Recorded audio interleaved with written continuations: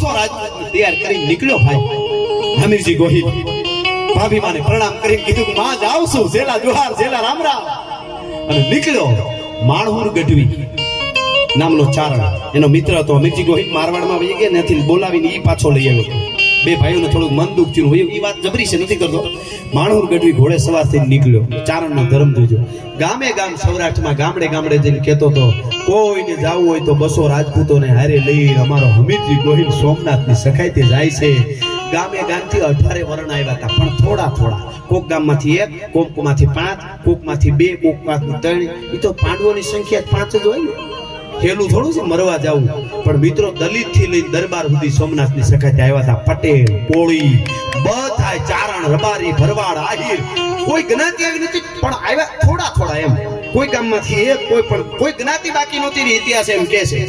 પણ ઈ માણહુરભાઈ એવી રીતે નીકળ્યા. હમણાં રૂપાલા સાહેબ પાસે મોજે દરિયા કરીને વાર્તાઓ કરાવે છે, મુરબી ભીખુદાન બાપાએ કરી, એમાં મેં કરી. દયાભાઈ આ વાતમાં એ રોતા હતા 5-5 મિનિટે, અને એને કીધું કે આખી જે પાત્રો હવે આગળ આવશે ને, રૂપાલા સાહેબે કીધું કે એક પાત્ર ઉપર વાર્તાઓ થઈ જાય. હમીરજી ગોહિલ સિવાય કોઈને ખબર નથી કે. અને એને ખાસ કીધું કે માણહુર ગઢવીને ગોતવો જોઈએ, ક્યાંનો હતો એનો ઇતિહાસ ગોતવો જોઈએ. ઈ ચારણે જોજો, જેને મળ્યું એને ધર્મની વાત ઉપાડી ટાણા હાચવા, જેને હાચવા ટાણા એના ઇતિહાસ લખાણા. મારું એક ગીત છે, પાલુભાઈ ને બહુ ગમે છે એ ગીત.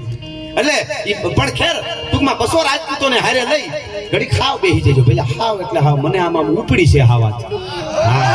હા કહ તૂટે કડિયા તણી અને અંગની ઉનડિયા, પછી હમીવી હામે ના મોજ તાહળી મોડિયા.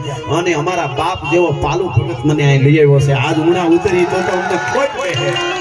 અમારું નમવાનું સ્થાન છે બાપ.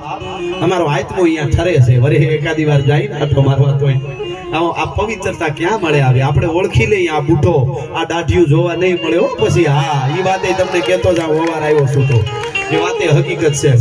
પણ મૂળ વાત ઉપર આવું પાછો. 200 રાજપૂતોને ભેળા લઈ અને નીકળ્યો. ગાંડી ગીર આવી અજબ ખંજરી, જ્યાં બજે ભયાનક પડસન ગોધ પહાડ તણી, જ્યાં પાડ તણા ઝીલે પડસંદા પ્રજા ગડી ખમ પહાડ તણી.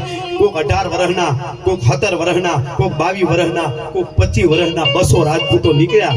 ગીરમાં એક ઠેકાણું ઘનઘોર જંગલ, રાત પડી, હારે કઈ ખાવા પીવાનું લીધું હોય છે કે રસોઈ એ વખતની જે વ્યવસ્થા હોય, હું નથી કહેતો કે ફળ ફૂલ હોય, જે હોય ખાઈ. અને 200 રાજપૂત સૂઈ ગયા. ગમઘોર અંધારું, કાળી રાત, ગાંડી ગીર. હમીરજી ગોહિલ બાજુમાં એક પથ્થર માથે જઈને બેઠો છે. બાકી બધા સૂઈ ગયા. હમીરજી ગોહિલ જાગે છે. શું કામ જાગે છે? સપના જોવે છે. અને સપના કેવા જોવે છે? 2 દી પછી હું સોમનાથના પટાંગણમાં પૂગી જાય, દાદા સોમનાથને પગે લાગી, ત્રિપુંડ લગાડી અને દુશ્મનના દળની સામે ઉતરું. મારા ભાભીમાં એ કીધું દુશ્મનના દળ તો જબરા છે, કદાચ જીત નહીં થાય, પણ કાળને અને બ્રહ્માને પોતે સોપડે લખવું પડશે કે એક આવ્યો તો સનાતનની માટે લડવા માટે. અને હમીરજી કેવી કલ્પનાઓ કરે પથ્થરમાં બેઠો બેઠો. ખબર, મારા કેહરિયા ઘોડાની માથે હું સવાર હોઉં, એક હાથમાં તલવાર, એક હાથમાં ભાલો હોય, અને કેહરિયાને ઠપાટ મારું. જફરખાનો હાથી સામો આવતો હોય અને કેહરિયાને પગાગ જમ કરતા ડાબલા માથે જવા દે. અને 12 દૂન 24 ભાલા જફરખાના અંગરક્ષકો મને મારશે. મારા આર પાર ઉતરી જાય. 12 દૂન 24 ભાલા આર પાર નીકળી જગ્યા હોય. હાથીના દંચુછળે મારી છાતી ફાડી નાખી હોય. મારા ખોપરામાંથી લોહીના રેગેડા જાતા હોય. અને તરવારના એક ઝાટકે જફરખાનના 2 ખટકા કરી અને પછી હું પાછો પડું. આવા સપના જોવે છે. વળી વિચાર કરે, ના એમ નહીં કે તો કે પેલા દાદા સોમનાથને મારું માથું ચડાવી દઉં કમળ પૂજા, અને પછી યુદ્ધના મેદાનમાં ઉતરું, જમદૂત બનીને ઉતરું. આવા સપના જોવે છે. કાળી રાત, સુનકાર, તમારા ત્રામ ત્રામ ત્રામ ત્રામ ત્રામ બોલે છે ગીરમાં. ક્યારેક દાંડી ગીરના ઊંડા ગાળામાંથી ઓ ઓ ઓ સિંહના હુંકવાના અવાજ આવે છે. ક્યારેક ક્યારેક શિયાળિયું લાળી હુકી હુકી હુકી હુકી કરે છે. ભેરુના કકડા થાય છે. સુનકાર, શાંત વાતાવરણ થઈ ગયું છે. એમાં મિત્રો હમીરજીને કાને એક અવાજ આવે છે ગીરમાંથી, ઊંડા ગાળામાંથી. કયો અવાજ હતો? હમીરજી ગોહિલનો પડાવ પડ્યો તો એથી થોડે દૂર 1 કિલોમીટર લાખબાઈમાં કરી અને ચારણ આઈનો નેવડો હતો. એનો એકનો એક દીકરો ગુજરી ગયો થોડા સમય પહેલા. રાત પડે રણ જાગે, માને નીંદર ન આવે.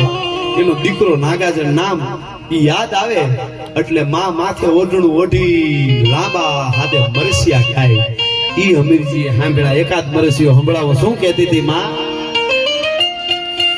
પણ હવનો સુતો સંસાર,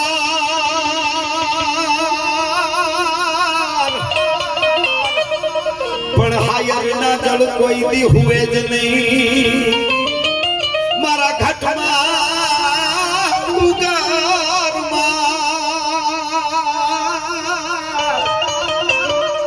આજ નાખીને હાલ્યો ના ગાજણો. હવ સુતો સંસાર, પણ હાયર ના જળ કોઈ દી હુએ નહીં. ઈ મરસિયા અમીરજી સાંભળ્યા. હા હા હા, આવા કોણ મરસિયા ગાય છે? હવાર થવા દે. હવાર થઈ, ઘોડે સવાર થઈ, પોતાના સાસુને ભેળા લઈ દેહડે જઈને પૂછ્યું, ખાંજે કોણ ગાતું તું મરસિયા? કે અમારા લાખભાઈ માં. ન્યા જઈને પેગે લાગ્યું, માં જય માતાજી, જય માતાજી. ભાઈ રાજ પૂછો કે હા માં, કરોડ દિવાળીયું. મારો બાપ કરોડ દિવાળીયું. કે માં મરસિયા તમે ગાતા હતા? હા બેટા હું ગાતી હતી. તમે આજે મરસિયા ગાતા હતા? હા બેટા હું ગાતી હતી. હું કરું? મારો બાપ મારો 20 વર્ષનો દીકરો વયો ગયો. મને કે હક થાય નહીં, આજે નીંદર આવે નહીં ને, મને મારો દીકરો યાદ આવે ને એટલે હું મરસિયા ગાતી. ભાઈ તને કઈ અપશુકન થયા હોય મને માફ કરજે. કઈ હારા કામે જાશો? કે ના ના ના, અરે માં અપશુકન હોય ચારણ આઈના દર્શન ક્યાંથી? મારા તો સકન થઈ ગયા, મારા તો હકન થઈ ગયા, મારી તો જિંદગી સુધરી ગઈ, મોતે સુધરી ગયું. માં મને કોઈ મને અપશુકન નથી થયા. પણ મારી એક વાત માનશો માં? કઈક માંગુ તમારી પાસે. અરે મારો બાપ કોઈ રાજપૂતનો દીકરો ચારણને નેહડે આવે ને માગે અને એને મળે નહીં તો આયુ ગામત્રે ગઈ હોય, તું તારે માગી લે. મારો બાપ શું જોઈ છે તારે? કે માં બીજું કાંઈ નથી જોતું. તમે મરસિયા હાજે તમારા દીકરાના ગાતા હતા ને? કે હા મારો દીકરો હોય ગયો બેટા. એના મરસિયા ગાતા હતા માં? કે હા. એવા મરસિયા મારા ગાયશો? હે એવા મરસિયા મારા ગાયશો? અરે મારો બાપ મારો વિહામો, મારે જીભમાં જીવડા પડે, મને મુએ મુક્તિ ન મળે, હું નરકમાં જાઉં. મારો દીકરો તું જેવતો હાવલ જેવો જીવતો જાગતો અને મને મરસિયા ગાવાનું કાં કે મારો બાપ? આવું શું કેમ કહેશો તું? તને કરોડ દિવાળીયું મારો બાપ. અને તેથી ચારણાઈની સામે 22 વર્ષનો રાજપૂત એમ કહેતો હતો કે માં આ ખોખું હું તમારી સામે મરી ગયેલું છે. 2 દિવસ પછી સોમનાથ ને માથું ચડાવી દેવાનું છે. હું સોમનાથ સખાતે જાઉં છું. અમીરજી ગોહિલ મારો વિહામો આ ઉમરે. હા માં ઘેરે કોઈ રોક્યો નહીં બેટા? એમનો પૂછ્યું લગ્ન થયા કે નથી થયા? એમનો પૂછ્યું ઘેરે કોઈ રોક્યો નહીં બેટા? કે માં હજી રોકે એવું કોઈ છે નહીં. હવે સાંભળજો, ઘડીક પેલા ચારણ આઈ જે બાઈ કહેવાય એટલે કહેવાતા હતા, જે સારણની ડોહીઓ કહેવાય, કે પોતાના દીકરાના વિયોગમાં રોતી હતી, એ ઘડીક પછી બ્રહ્માંડ પાંડોદરી બની ગઈ, અસ્તિત્વ અને ધર્મનું કામ સંભાળી લીધું.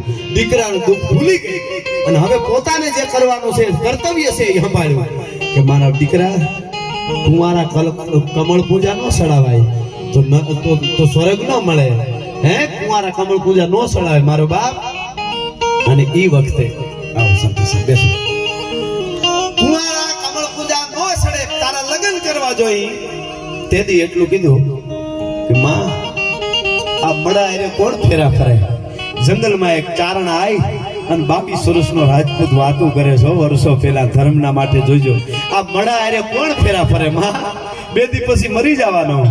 તેથી ચારણાએ કીધું કે રાજપૂત અમીરજી મડા અરે ફેરા ફરવા વાળી દીકરીઓ હજી આ દેશની ધરતીમાં જીવે છે. એ ઉપાધિ તારે ન કરવાની હોય. કે તો માં તમે કયો એમ અહીંયા જ રહેજે.